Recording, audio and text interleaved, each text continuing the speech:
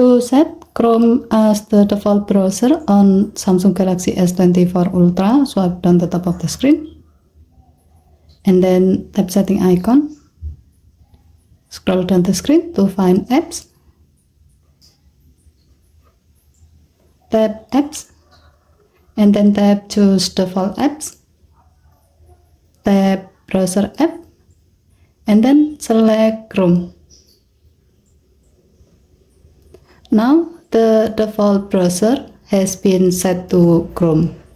By doing this, when you open a URL or a link to a website on another app like this,